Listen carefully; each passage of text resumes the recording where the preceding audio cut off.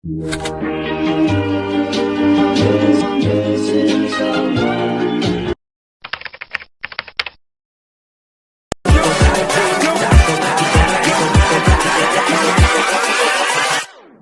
up.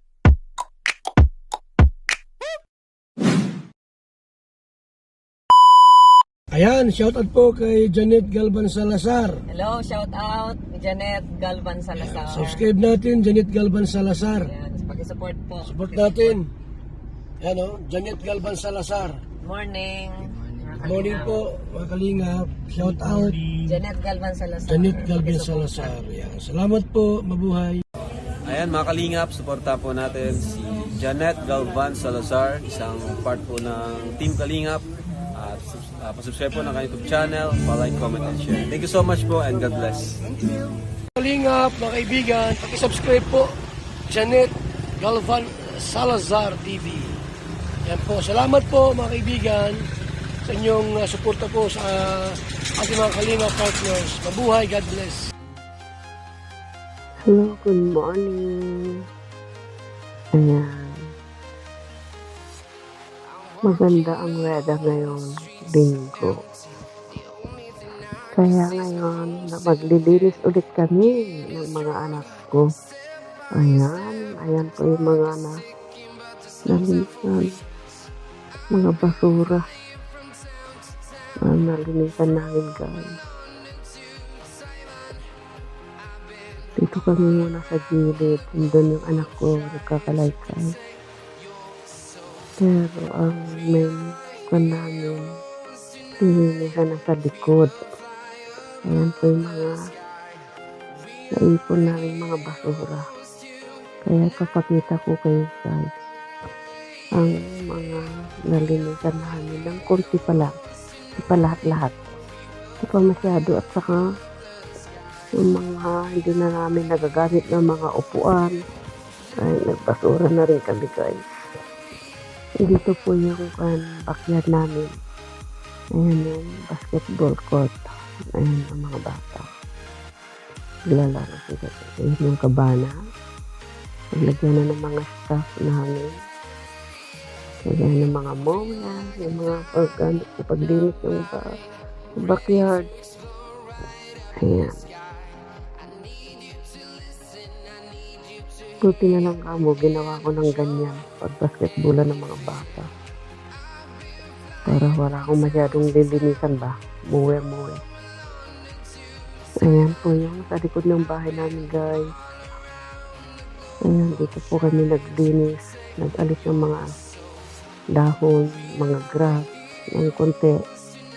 Di pa kami tapos niya naglinis guys. Kasi pagod na yung mga bata. Kaya sabi ko, pagpapatuloy ulit natin sa next Sunday. Ayan. So, ngayon maganda ang weather. Kaya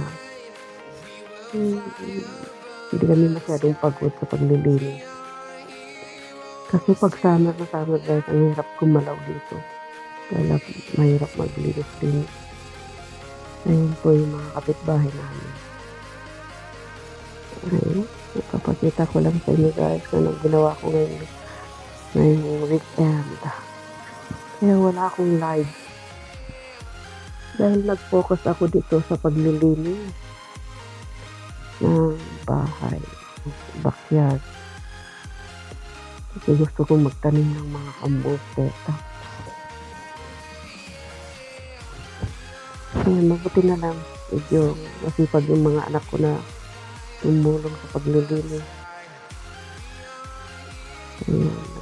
Nag-trim din kami ng mga kahoy, kaya ang daming kahoy doon na nakakalat. Pero marami kahoy dyan guys, lilinisan. Hindi pa masyadong malinis, ayan o nakakalat tayo mga kahoy.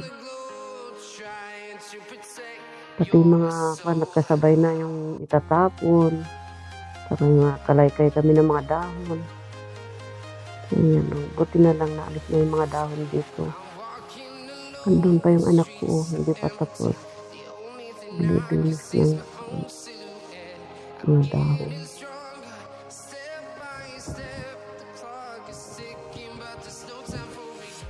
Nagkan kami ng mga kahoy, putol-putol, nag-trim, saka nagtapon ng mga upuan na hindi na nagagamit. Ayun o, mga upuan at saka ayan. Kasi iba yung basura kasi iba rin yung mga kahoy. Oh, ayan.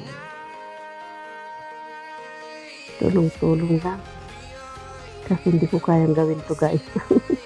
Sa totoo lang na mag-isa. Ayan. Buti masipag yung bunso ko.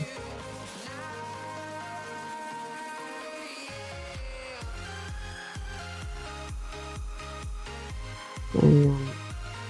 Salamat guys kasi suporta nyo sa panonood ng video ko. Ayan. Thank you for watching. Salamat sa suporta. Ayan. Nakasarado na ang kanal.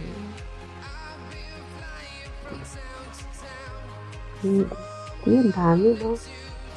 Dami nang nalilisan. Thank you. Bye-bye. Salamat sa inyong lahat.